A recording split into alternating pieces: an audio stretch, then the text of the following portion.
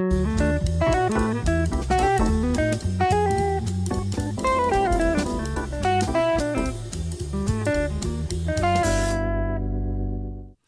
everybody, my name is Tom Stewart. Welcome to Line of the Week number 231, Motif Development Using Melodic Rhythms. It's time again to take a rhythm, add notes to it, and then improvise with it over tunes. This form of improvisation is called motif development. This week's line is made up of a chord progression in the key of G major. The motif development tools I'm using in this example are melodic variation, fragmentation, and extension. Melodic variation refers to the same rhythm with different notes. Fragmentation means an identifiable part of a motif.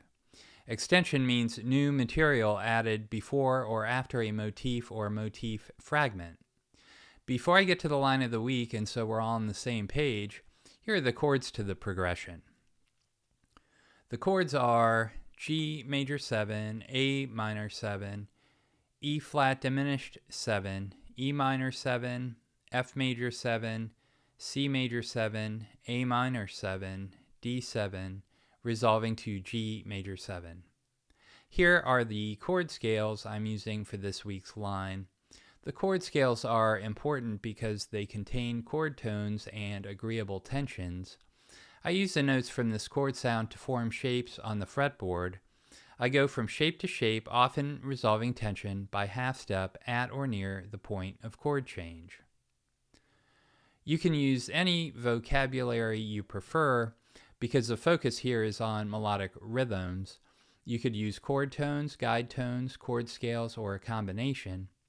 Also, many chords have more than one chord scale choice. The chord scales I'm using for today's chord progression are D pentatonic, G major, B diminished half whole, G pentatonic, C major, G major, G major, E flat melodic minor resolving to D pentatonic. Here's a melodic rhythm I'm using this week. You can try it in your own music regardless of style.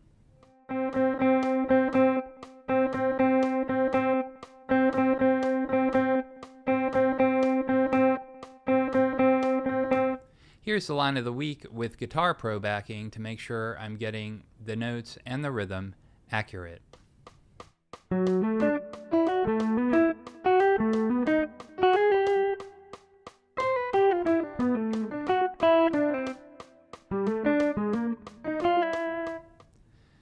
Let's look specifically at the line of the week. In measure 1, there's the original motif, meaning the melodic rhythm with notes that fit the harmony. Measure 2 contains a melodic variation of the original motif. Measure 3 contains another melodic variation of the original motif. Measure 4 contains mostly rest. Measure 5 contains an extension leading into measure 6.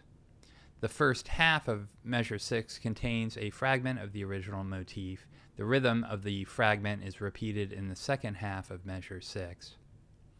The end of measure 7 contains a two-note extension leading into measure 8. Measure 8 contains a melodic variation of the original motif.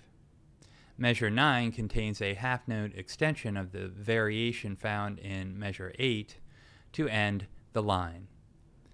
Let me shift gears and ask you to head over to my website, stewartjazz.com, where you will find an instructional video which deals with the fingerstyle shapes I use.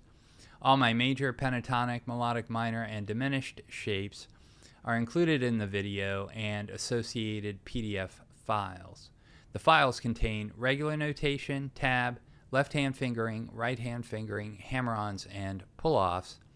The video and files are $10, and your purchase helps to support the channel. So that's all for this week. Take the melodic rhythm and see what you can do with it in your own music. Thank you very much for watching, and we'll see you next week.